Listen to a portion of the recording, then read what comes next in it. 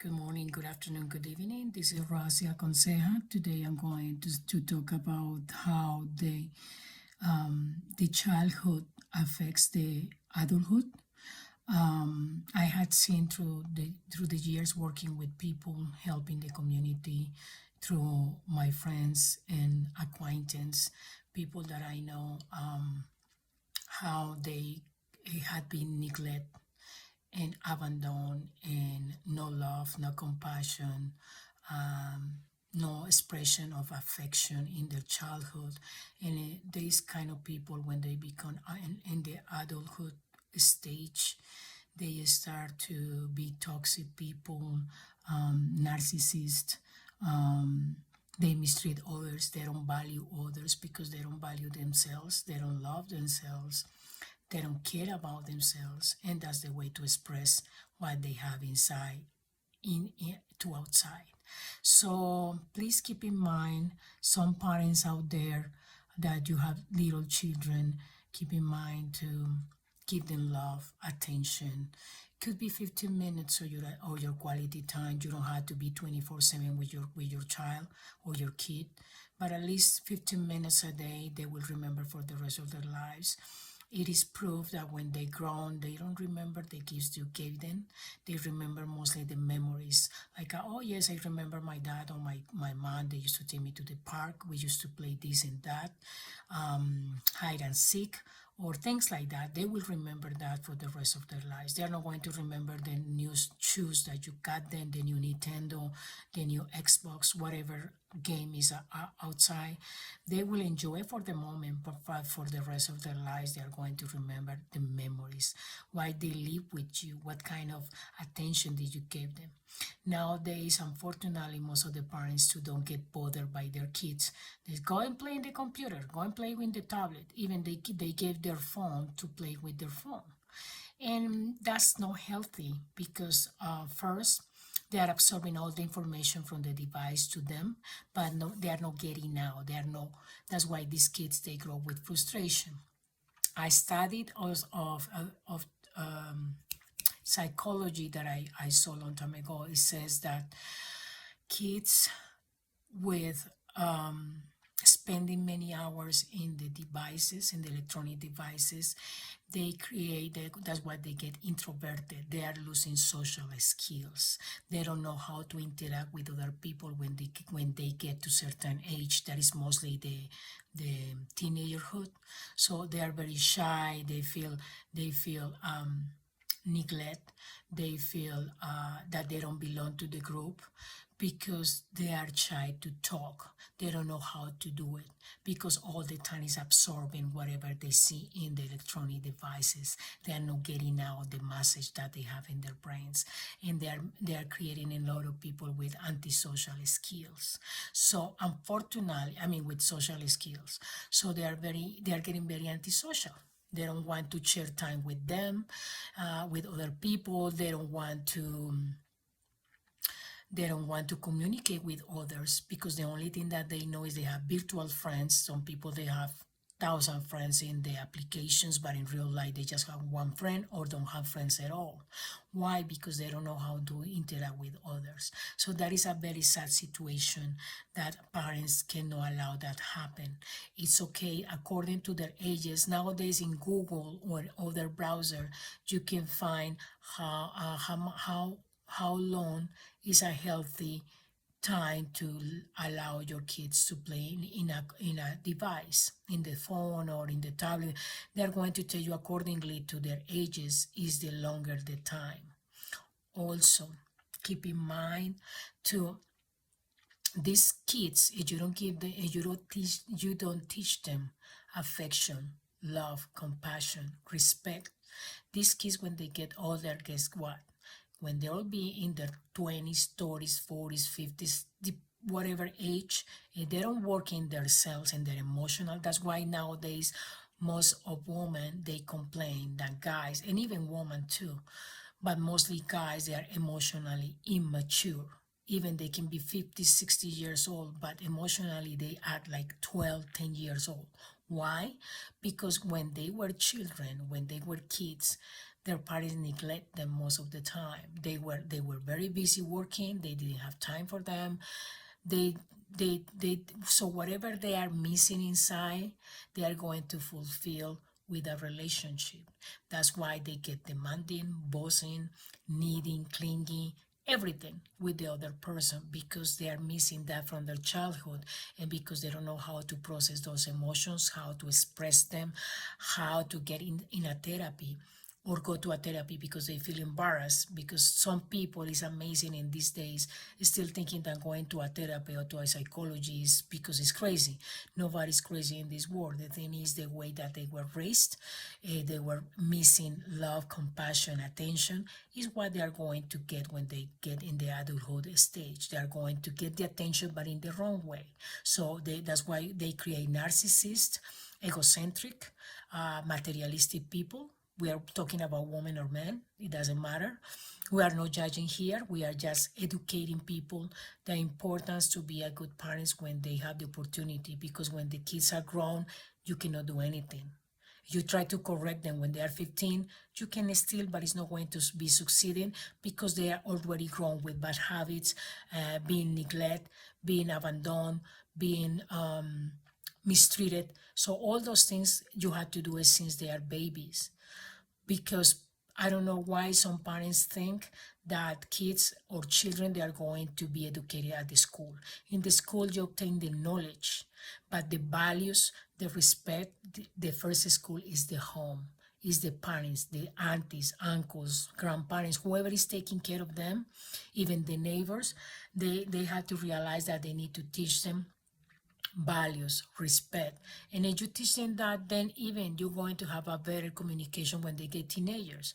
Because most of parents complain, oh, my teenager is terrible, doesn't obey, do whatever they want, blah, blah, blah, blah, blah. But what is happening that they are revealing? They are like, I'm tired of this. I don't get in love. I don't get in compassion. I don't get in nothing. I want to live my life. I want to do whatever I want. That's the way that they are reacting. They don't tell you that exactly, but that's what it means when they do things behind your back. And that happens is because it's our fault as a parents. We need to it's like when you seed a flower, you put the seed, you water it, you take care of it, you put in the sun, not too much sun, blah blah blah, until you get that beautiful flower grown. So it's the same with the children. If we put attention, you don't have to be 24/7 with the child. You can be 15 minutes every day, but it's a quality 15 minutes that you pay all your mind, attention, and everything.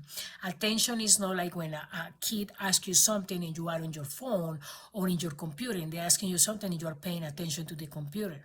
Even though you're trying to hear what they are trying to say, that is disrespectful, because guess what? That kid is not going to stay like that forever. So when they are grown and you come to them and you ask them something, they're going to do it to you the same way or worse. Why? And you cannot complain, because you are the first one who gave the sample. So we need to provide good samples to our kids. We cannot tell them don't smoke, but they see me smoking. They're going to do whatever they see in me, whatever they hear from me. They're not going to do whatever I tell them to do. Usually that doesn't happen. Psychologically, it's proof. You can go in Google and search whatever I'm saying.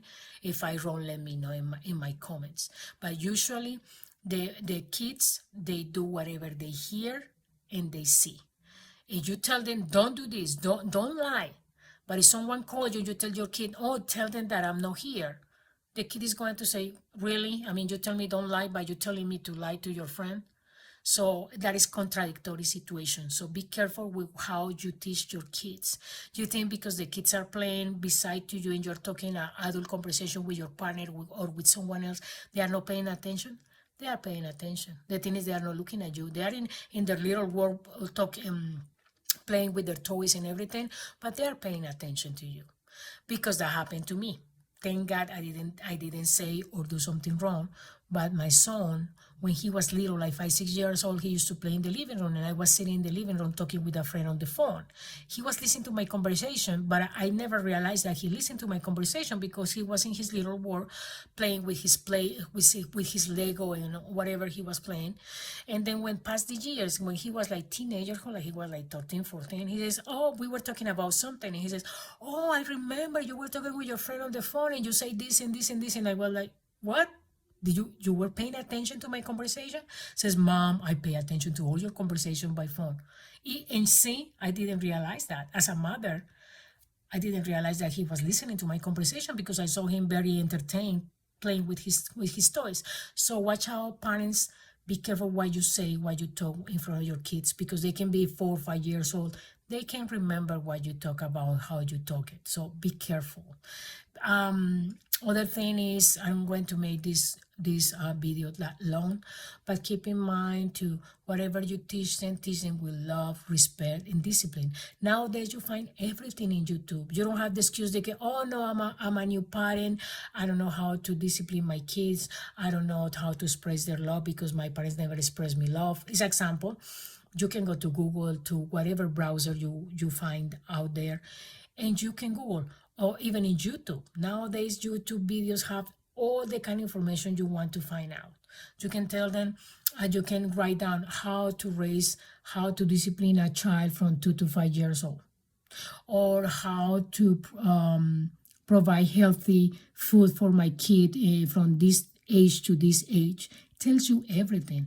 You just need to look at the information and raise the kid as much better as you can. Remember, our kids has to be better than us in all the ways, because I know we're coming from different parties, from dysfunctional families, from whatever happened in your past is in your past. You cannot blame your parents neither, I mean the grandparents of these kids, because they were raised worse than we did. Maybe they never have love, they never have expression from their parents, they never touch them or hug them or giving a kiss in the cheek, nothing. They just got his orders, do this, do that, sit down, stop, be quiet, don't say anything. But you have to be the closing of that cycle. You have to create a new cycle in your life. You are a new parent and you are a parent of 1, 2, 3 kids. Give them your best. Give them your best. That doesn't mean that allow them to do whatever they want. Everything has to be a balance. That's why I'm telling you, I invite you to go to the web, to internet, go and look in YouTube and the website, wherever you want to look, and says how to raise a kid between 10 and 14 years, or 8 and 10 years. And they tell you there that usually the websites are created from psychologists. They tell you how to discipline a child without creating traumas. And all that stuff is very important, because you are creating an adults that they are going to release their frustrations or whatever emotional problems they didn't work with you, they are going to release it with their future partners. And the partners has to pay the price, because the other person, for example, is coming from a good values, education, but end up with a partner that is mean, is narcissist, is violent, is aggressive, is super needy, clingy, whatever you want to call. And all those things, emotional situations, are coming from their childhood. So if they didn't work out in themselves, that's what they're going to bring to the relationship in the future. And that's why people complain all the time, why I cannot find the right person, or why I cannot whatever. Is because they haven't working their emotional process first. You need, as an individual, everybody of us, we need to work in our own emotional traumas and everything with a therapist, with a psychologist. And most of here in the United States, most of the health insurance cover the therapists. You can take 1 or 2 therapists a month. It's a stranger, you can talk to them. They're not going to judge you or criticize you, because they are professionals. They know they are there to guide you how to process your emotions, how to be a better yourself every day.